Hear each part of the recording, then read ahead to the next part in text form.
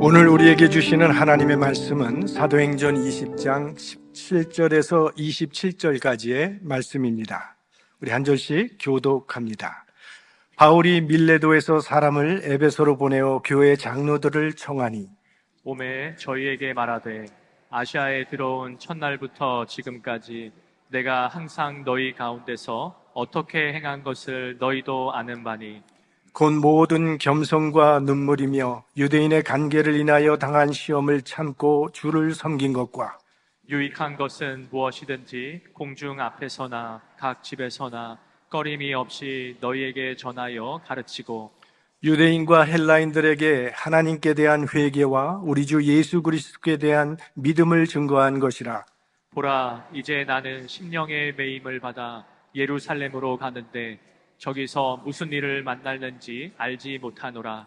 오직 성령이 각성에서 내게 증거하여 결박과 환난이 나를 기다린다 하시나 나의 달려갈 길과 주 예수께 받은 사명 곧 하나님의 은혜의 복음 증거하는 일을 마치려 하면은 나의 생명을 조금도 귀한 것으로 여기지 아니하노라. 보라 내가 너희 중에 왕래하며 하나님 나라를 전파하였으나 지금은 너희가 다 내 얼굴을 다시 보지 못할 줄 아노라. 그러므로 오늘 너희에게 증거하노니 모든 사람의 피에 대하여 내가 깨끗하니 다 같이요.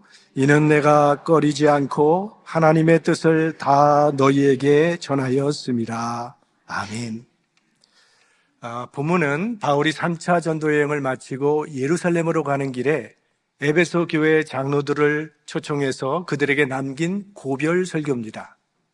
지금 예루살렘을 향하여 가는 바울의 마음에는 큰 번민과 고뇌가 있습니다.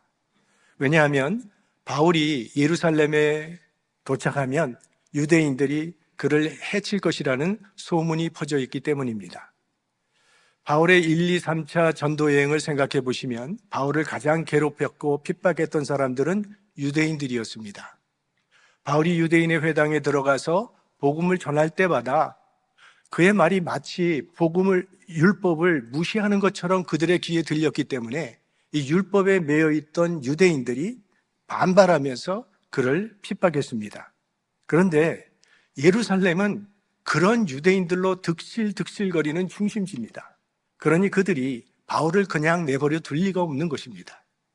또 성령께서도 바울에게 예루살렘에 가면 결박과 고난이 기다리고 있다는 것을 미리 알려주셨습니다. 22절과 23절 말씀 함께 봅니다. 보라, 이제 나는 심령의 매임을 받아 예루살렘으로 가는데 저기서 무슨 일을 만날는지 알지 못하노라. 오직 성령이 각성해서 내게 증거하여 결박과 환난이 나를 기다린다 하시나. 바울도 인간적으로는 예루살렘에 가고 싶지 않았을 것입니다. 너무나 뻔한 반대와 중상모략과 공격이 있을 것을 알고 있었기 때문입니다. 그러나 그는 심령에 매여 예루살렘에 간다 이렇게 얘기하고 있습니다.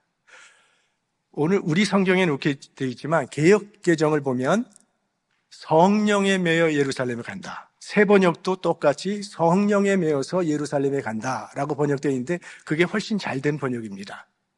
성령에 매여라는 그 뜻은 성령의 이끌림을 받아 간다는 그런 뜻이고 성령의 인도하심을 받아 간다는 그런 뜻입니다. 여러분, 우리가 성령의 인도하심을 어떻게 분별할 수 있을까요? 성령의 인도하심을 분별하는 한 가지 방법은 우리 육신의 본성을 거스리는 음성이 들리면 그것은 성령의 인도하심이라고 생각하시면 됩니다. 그냥 내버려두면 하지 않을 일, 희생과 불편을 감수해야 하는 일, 내가 꺼려하는 일을 하도록 마음속에서 움직임이 있다면 그건 성령께서 움직이시는 것이라고 이해하시면 됩니다. 내가 하고 싶지 않은 일, 부담되는 일임에도 마음속에 지속적으로 해야 한다는 거룩한 부담이 느껴진다면 우리의 본성을 뛰어넘어 역사하시는 성령님의 인도하심이라고 생각하시면 됩니다. 성령은 대개 우리 육신의 본성을 거스리는 방향으로 우리를 이끄시는 내면의 역사입니다. 내게 상처를 준 사람에게 내 본성은 똑같이 갚아주고 싶지만 성령은 우리를 용서로 이끌어 주신다는 것입니다. 바울은 예루살렘에 가면 환난과 결박이 기다리고 있음을 알고 있었지만 성령의 인도하심이 있기에 자기를 부인하고 지금 그 길을 가고 있는 것입니다. 지금 바울은 죽음을 각오한 마지막 길을 가고 있습니다. 그 어느 때보다도 더 마음이 심각하고 엄숙한 순간을 만나게 되었습니다. 그래서인지 오늘 말씀은 마치 자신의 생애를 총정리하는 듯한 간증으로 일관을 하고 있습니다. 밀레도에 도착한 사도 바울은 에베소 교회 장로들을 그곳으로 초청을 했습니다. 자, 에베소는 사도 바울의 전도여행 중에 가장 오랜 기간 3년 동안 사역했던 장소로 열매도 풍성히 맺었고 사랑과 정이 많이 담겨있는 사역지입니다. 그래서 그곳에 있는 동역자들을 초청해서 자신의 마음을 나누면서 마지막 부탁을 하고 있는 것이죠. 이제부터는 바울 대신 그들이 교회를 보살펴야 할 막중한 임무를 맡아야 하기 때문입니다. 그래서 오늘 바울은 자신이 어떤 자세로 사역을 했으며 가장 중요하게 생각했던 사역의 본질이 무엇인지를 그들에게 이야기하면서 그들도 그렇게 사역해 주기를 권면하고 있는 것입니다. 이 말씀은 저 같은 목회자들에게는 매우 소중한 목회 매뉴얼입니다. 목회자뿐만이 아니라 주님을 섬기는 모든 일꾼들에게 다 적용이 되는 사역 매뉴얼입니다. 자, 이 말씀을 통해서 우리는 사도 바울의 사역 원칙을 배울 수 있는데 먼저는 바울은 삶으로 복음을 증거했다고 말하고 있습니다. 18절 말씀 함께 보겠습니다. 오매 저희에게 말하되 아시아에 들어온 첫날부터 지금까지 내가 항상 너희 가운데서 어떻게 행한 것을 너희도 아는 바니 여러분들이 나를 잘 알고 있습니다. 3년 동안 제가 어떻게 나의 신앙과 인격과 삶을 여러분들이 다 보아서 알고 있지 않습니까? 바울의 삶과 인격이 복음의 진실성을 증거했다는 그런 말이죠. 사실 우리는 다 복음을 증거하는 위치에 있다는 사실을 기억해 하셔야 합니다. 세상 사람들은 설교를 듣는 게 아니라 삶을 통해서 복음을 듣습니다. 그러니까 우리 삶이 복음의 증거죠. 일터에서 성도들이 복음대로 성실하고 신실하게 일하는 모습을 보면서 사람들은 복음을 듣습니다. 직장에서 사장으로 혹은 직원으로 최선을 다하는 모습을 보면서 복음을 듣는 거죠. 복음대로 살아가는 부모님의 모습을 보면서 자녀들은 복음을 듣습니다. 교회에서도 마찬가지라고 생각을 합니다. 부엌에서 일하는 모습을 보면서 주차장에서 일하는 모습들을 보면서 예배를 안내하는 모습들, 성가대원들이 연습하는 그 모습들, 새 가족을 맞이하는 이런 모습들을 이 모두 자신의 위치에서 최선을 다하는 그 모습이 복음을 증거하고 있는 것이죠. 우리의 삶으로 복음을 증거해야 된다는 것이 바울의 사역의 원칙입니다. 바울이 그들에게 보여준 삶의 모습이 19절 말씀에 잘 나타나 있습니다. 함께 보죠. 곧 모든 겸손과 눈물이며 유대인의 관계를 인하여 당한 시험을 참고 주를 섬긴 것과 이 말씀 속에 바울의 사역의 자세를 잘 요약하고 있는데 세 가지의 자세로 사역을 했다고 고백하고 있습니다. 첫째는 겸손하게 사역했습니다. 에베소에서 사도 바울은 많은 능력과 기적을 일으켰습니다. 사도 바울의 손수건만 병자의 몸에 닿기만 해도 병이 나았고 귀신이 물러가고 마술책들을 태워버리는 놀라운 회개의 역사가 일어났습니다. 그런데 바울은 그런 능력이 아니라 마음의 자세를 사역의 핵심 원리로 지금 제시하고 있습니다. 사역자에게 가장 필요한 것이 무엇이냐? 그거는 겸손이라는 거예요. 아무리 재능이 많고 능력 있는 사역을 한다 할지라도 교만하면 그 사역은 무너질 수밖에 없습니다. 근데 문제는 자기가 교만하다고 생각하는 사람이 별로 없다는 거예요. 남은 아는데 자기는 몰라요. 여러분, 교만한 사람이 제일 싫어하는 사람이 누군지 압니까? 교만한 사람입니다. 성 어거스틴에게 어느 날 제자들이 물었습니다. 선생님, 우리 그리스도인의 가장 큰 덕목이 무엇입니까? 겸손이니라. 그러면 두 번째 덕목은 무엇입니까? 겸손이니라. 세 번째는요, 그것도 겸손이니라. 신앙은 겸손이라는 그런 말씀이에요. 그리스도인이 지녀야 할 가장 큰 덕목, 겸손. 왜? 겸손해야 하나님의 은혜를 받을 수 있기 때문입니다. 사도 야고보는 말씀하시기를 하나님이 교만한 자를 물리치시고 겸손한 자에게 은혜를 주신다 하였느니라. 겸손하지 않으면요, 은혜를 받을 수가 없어요. 왜? 겸손하지 않은 사람에게는 은혜가 은혜될 수 없기 때문입니다. 잘 되면 자기가 똑똑해서 잘 된 걸로 알기 때문에. 겸손은 하나님의 은혜를 담는 그릇이에요. 그래서 사무엘이 사울 왕에게 한 말이 있지 않습니까? 왕이 스스로 작게 여길 그때에 이스라엘 지파의 머리가 되지 아니하셨나이까? 하나님께서 사울 왕 당신이 겸손할 때에 왕으로 세우셨다는 말이에요. 그러나 사울이 교만해지자 하나님께서는 사울의 집안을 허셨습니다. 그리고 다윗의 집을 세우셨습니다. 그리고 다윗에게 은혜를 베푸셨습니다. 왜? 다윗은 겸손했기 때문에. 다윗은 무엇보다도 자신의 죄를 인정할 줄 알았고 회개할 줄 아는 겸손한 사람이었습니다. 그래서 하나님은 내 마음에 합한 자라고 하신 거죠. 하나님의 은혜를 받기 원하신 사람은 겸손하시기 바랍니다. 물이 높은 데서 낮은 곳으로 흐르는 것처럼 은혜도 낮은 곳으로 임하는 것입니다. 개인도, 교회도, 국가도 겸손해야 하나님의 은혜가 오래 머물게 되는 것입니다. 아직은 미국의 시대라고 말을 합니다. 인류 역사상 지금 미국이 세계에 끼치는 만큼 영향력을 발휘했던 나라는 일찍이 없었다고 말을 합니다. 하나님께서 미국에 이러한 힘을 주신 것은 세계 평화와 정의를 위해서 사용하라고 하신 것이지 자기 배만 불리라고 주신 것이 아닙니다. 힘은 있을 때 조심해야 한다고 했어요. 미국이 겸손해야 하나님의 은혜가 오래 머물러 있지, 그렇지 않고 주신 힘을 육신의 기회로 삼으면 하나님은 미국으로부터 촛대를 옮기실 것입니다. 모든 권세는 하나님으로부터 온다는 사실을 잊지 말아야 합니다. 두 번째로, 그는 눈물로 사역했다고 말하고 있습니다. 이 눈물은 바울이 얼마나 하나님을 진실하게 섬겼는지를 보여주는 증표죠. 바울은 자신의 생계의 방편으로 일하거나 자신의 명예나 자신의 야망을 위해 사역하지 않았다는 거예요. 이 눈물에는 여러 가지 종류가 있다고 생각합니다. 먼저는 고난 중에 있는 성도와 함께 흘리는 눈물일 거예요. 제가 살펴보면 목회자로서 가장 부족한 부분이 바로 이런 눈물인 것 같습니다. 정말 성도님들께 죄송한 마음이에요. 회개하면서 더 눈물을 흘리는 목회자가 되도록 노력하겠습니다. 또 주님을 섬기다 보면 어떤 때는 자존심이 상하고 억울한 일도 생깁니다. 다 설명할 수도 없고 그렇다고 배척할 수도 없고 그냥 당하면서 눈물만 흘릴 뿐이죠. 사도 바울은 이런 눈물을 많이 흘렸습니다. 왜요?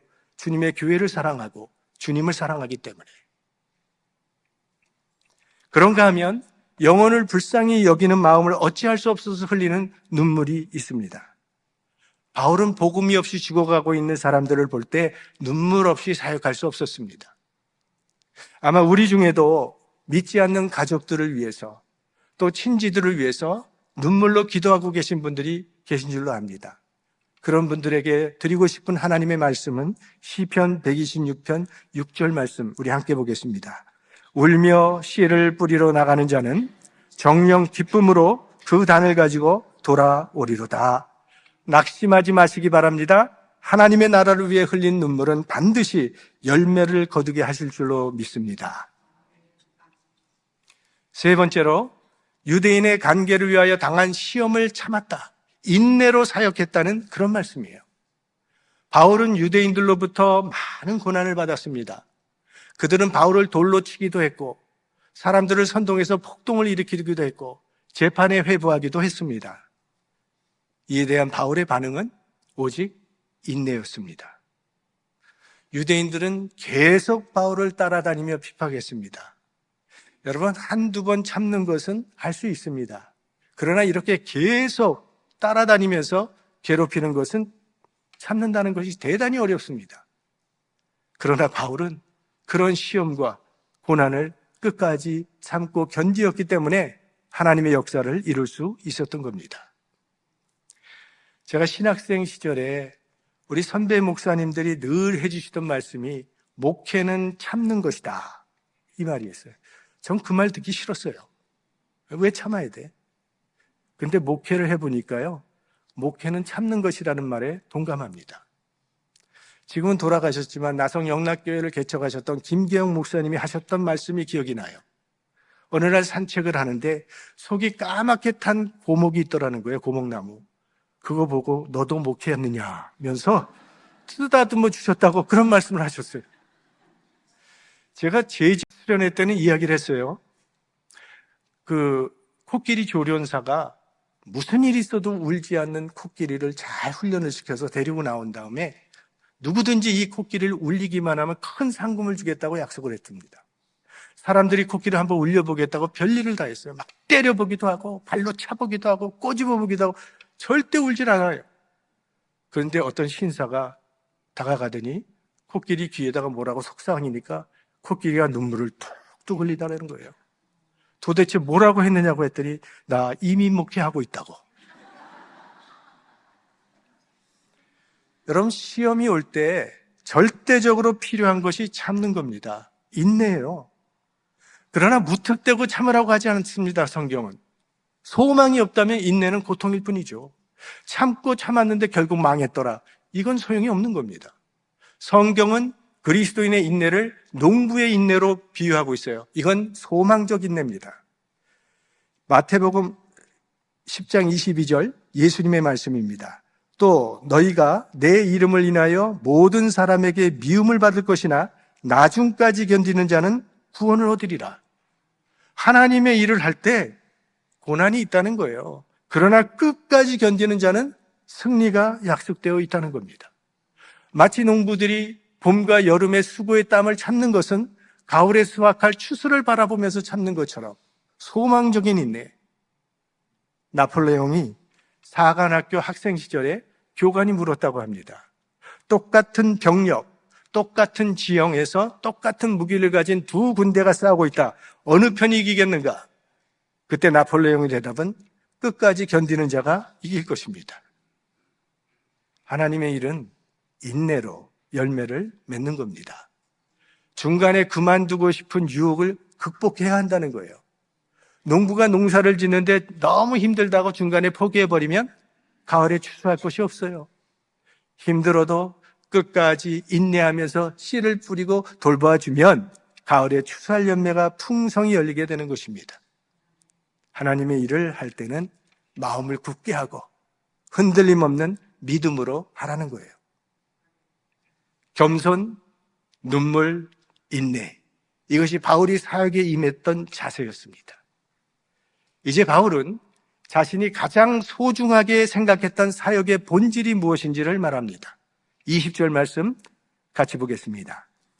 유익한 것은 무엇이든지 공중 앞에서나 각 집에서나 꺼림이 없이 너희에게 전하여 가르치고, 여기 유익한 것이라는 것은 우리 성도들의 구원과 성숙에 필요한 모든 진리를 말하는 것입니다. 그리고 그 구체적인 내용이 이제 이어서 21절에 나옵니다. 21절 같이 봅니다. 유대인과 헬라인들에게 하나님께 대한 회개와 우리 주 예수 그리스도께 대한 믿음을 증거한 것이라. 하나님께 대한 회개, 그리고 예수 그리스도에 대한 믿음, 이것이 바울이 가장 중요하게 생각했던 복음입니다. 그러니까 바울은 예수 그리스도께서 십자가에서 죽으심으로 말미암아 우리 모든 죄가 사함받고 그리스도의 부활로 인해서 우리가 영생을 얻게 된다는 구원의 복음을 가장 소중하게 생각하고 전했다는 그런 말씀입니다. 이게 사역의 본질이라고 말을 합니다. 제가 전에 섬겼던 교회에서 어떤 집사님이 꽤 연세가 있었던 집사님이신데, 그 집사님이 목사님, 제 친구가 암으로 사형 선고를 받았습니다. 이제 얼마 남지 않았는데 그 친구를 좀 전도해 달라고. 그래서 주일 예배 마치고 그 집사님과 또 여러 다른 분들과 함께 그 집사님의 친구 집에 가서 그분을 만나 뵀어요. 그리고 간단히 예배를 드리고 복음을 증거하고 그분이 예수님을 다행히 영접했습니다. 그래서 참 기쁜 마음으로 기도하고 찬양하고 돌아왔는데 그 돌아오는 길에 자기 친구를 전도해달라고 했던 그 집사님이 저한테 뭐라고 얘기하시냐면 그렇게 예수 믿고 구원받는 거군요. 이런 얘기 하시더라고요. 그렇게 오래 교회 생활을 했음에도 불구하고 복음이 무엇인지 구원의 길이 무엇인지를 모르는 분이 있다는 거예요. 그 사역의 본질을 우리가 잊어버린다면 우리 예수 헛믿는 겁니다. 우리는 예수 믿음으로 말미암아 구원 얻는다는 그 복음의 본질을 꼭 붙잡고 신앙생활을 해야 할 것입니다. 공중 앞에서나 각 집에서나 전했다고 말을 합니다. 그러니까 어느 곳에선지 사람들이 많으면 많은 대로 적으면 적은 대로 또 없으면 없는 대로 복음 전하는 것을 가장 중요한 사역의 목표로 삼았다는 말씀이에요. 어떤 목사님이 제가 설교를 부탁하면서 근데 사람이 많이 모이지는 않는다고 미안해 하시더라고요. 사람이 많이 모이면 어떻고 적게 모이면 어떻습니까? 큰 교회면 어떻고 작은 교회면 어떻습니까? 한 사람이라도 복음을 들을 수 있다면 감사한 일이죠. 한 영혼이 온 천하보다 귀하다고 하셨기 때문에 사도 바울은 한 사람이라도 복음을 들을 수 있다면 어떤 곳에든지 내가 전했다 이렇게 말하는 거죠. 바울은 이 복음의 사명을 위해서 생명을 드릴 각오가 서 있다고 고백을 합니다. 24절 같이 봅니다. 나의 달려갈 길과 주 예수께 받은 사명 곧 하나님의 은혜의 복음 증거하는 일을 마치려 하면은 나의 생명을 조금도 귀한 것으로 여기지 아니하노라. 지금 성령의 인도하심으로 가고 있는 예루살렘에는요, 고난이 바울을 기다리고 있습니다. 바울이 죽을지도 모르는 그 도시를 향해 걸어가고 있는 이유가 도대체 무엇인가요? 그것은 복음을 증거하는 일을 위해서는 자신의 생명조차 귀한 것으로 여기지 않는 투철한 사명감 때문이지. 자기 생명이 귀하지 않은 사람이 어디 있겠습니까? 다 귀한 것이죠. 하지만 우리는 언젠가는 다 죽습니다. 우리의 육적 생명은요, 언젠가 다 마침표를 찍어야 할 때가 옵니다. 그 순간에 여전히 육신의 생명이 전부라고 생각하고 영혼의 생명을 바라보지 못한다면 절망적인 마침표를 찍을 수밖에 없다는 거예요. 그래서 육신의 생명도 잘 보존해야 되겠지만 때로 영적인 생명이 전달되는 것을 위해서 육적인 생명을 희생되는 것조차 두려워하지 않는 믿음을 가졌던 선교사들 때문에 우리나라에도 복음이 들어왔던 것이죠. 조선시대에 복음이 들어왔을 때 우리나라는 가난과 질병과 악습으로 가득 찬 사회였죠.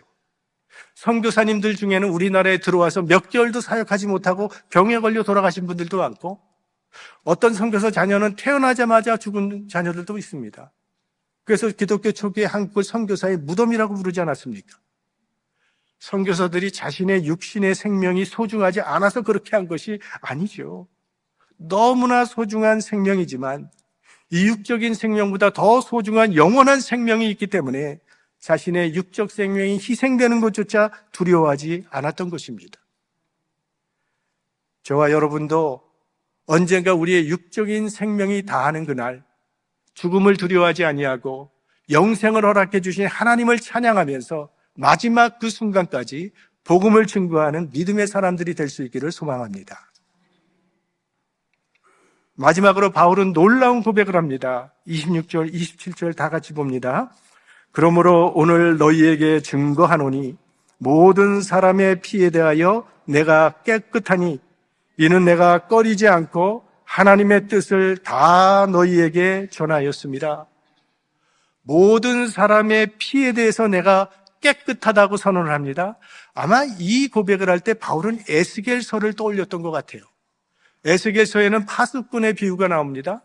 파수꾼의 역할은 적이 쳐들어오는 걸 보고 나팔을 불어서 자기 민족들이 깨어서 준비하도록 하는 것인데 만약 이 파수꾼이 나팔을 불지 않아서 자기 민족이 준비하지 못하고 잠 속에 다 죽게 된다면 하나님께서는 그들의 핏값을 파수꾼에게 찾으시겠다고 그렇게 말씀하셨어요.